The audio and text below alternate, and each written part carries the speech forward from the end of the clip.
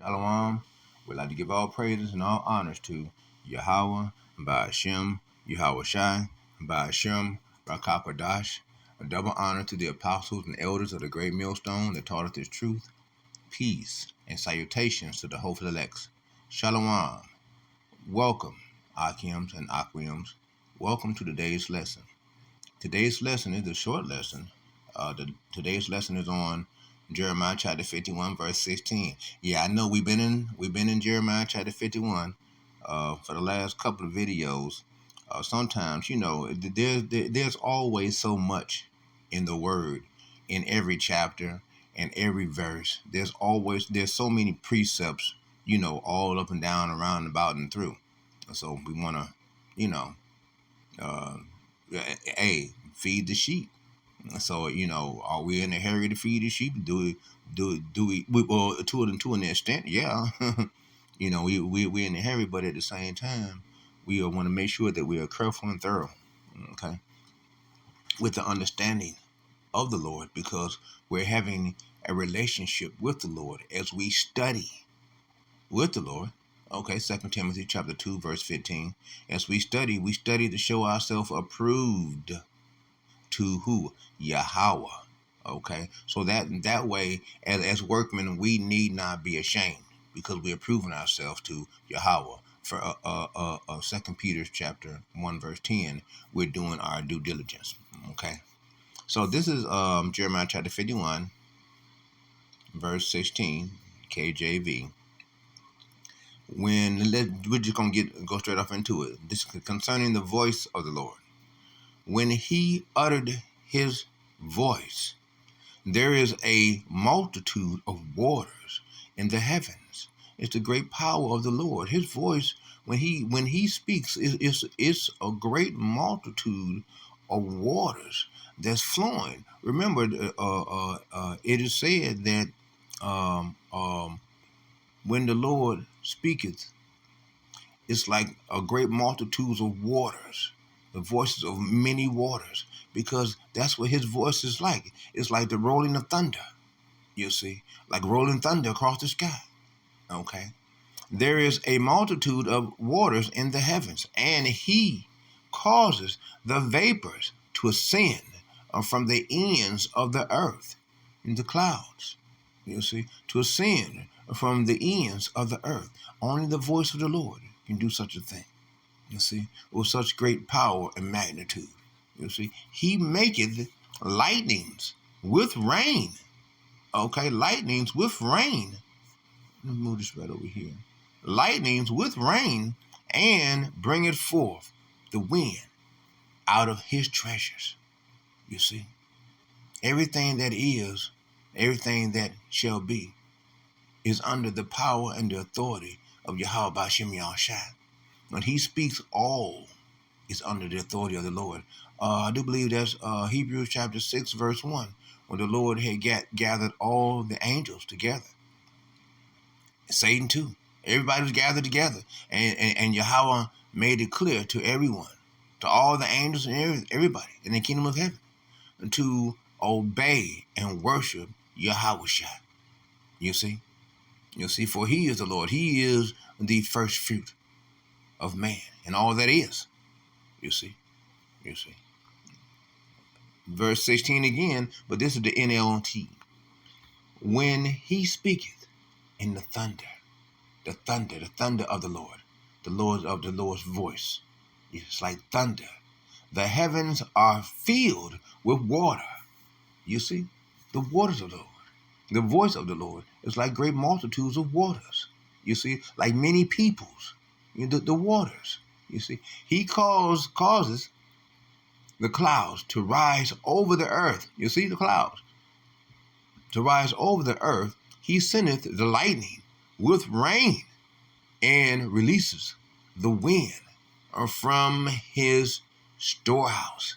You see, from his storehouse. All that is, you see, it's going to be amazing when the time comes, when we are actually before the Lord in our supernatural spiritual bodies, and we seeing the great power and magnitude that he has.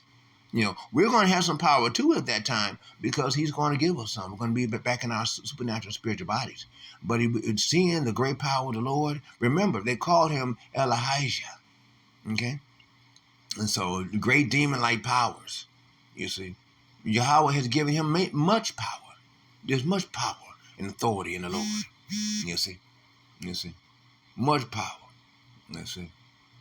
And we're going to go here to, these are also some more precepts concerning the verse. You see. Right here. So we're going to go into some. We're not going to do all of these today. We're going to do just a few of these. Quite a bit of it, you see. That's why I wanted to do a quick little lesson on the voice of the Lord. Okay. Job chapter 37, verse 2. Listen carefully unto the thunder of God's voice. You see, his voice, like great thunders, as it rose from his mouth. You see? As it rose from his mouth. Isaiah chapter 55, verse 11, I think that is. The words of the Lord goes out to accomplish and to achieve, and does not return back void, and goes out and accomplishes what he sends it out to achieve. You see, because the voice of the Lord is all authority. There is no other greatness other than the voice of the Lord. When he speaks, all obey when he speaks. Now imagine that.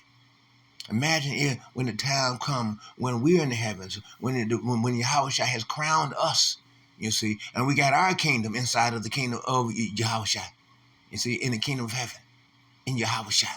And we have power and authority of those under us. When we speak, just imagine how the multitudes will listen, because our voices will carry like great thunders rolling across the skies, you see, coming from our mouths. You see, verse 3. It rose across the heavens, and his lightning flashes in every direction.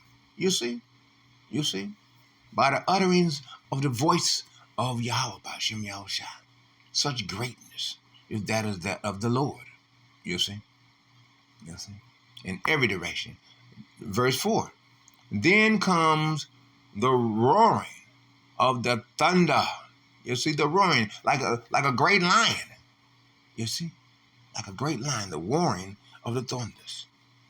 The tremendous voice of his, such much power and magnitude is that of the Lord.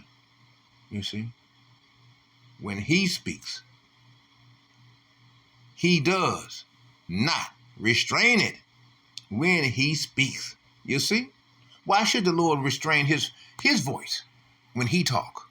Why should he? We want to hear and know everything that he says, because it affects each and every one of us, each and every day. As we breathe, everything is affected by the voice of Yahweh B'Shem Yahushua. Verse 5.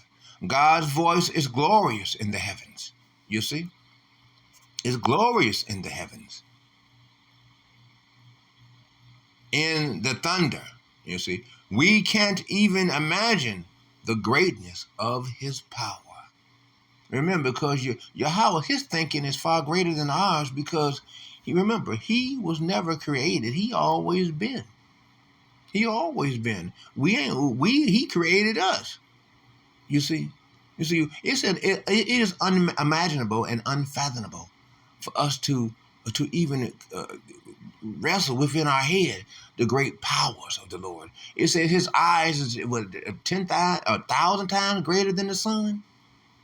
Do you realize the magnitudes of power that are just in his one eye? And he got two.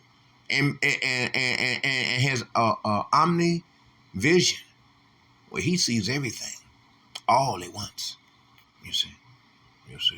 So, verse 6.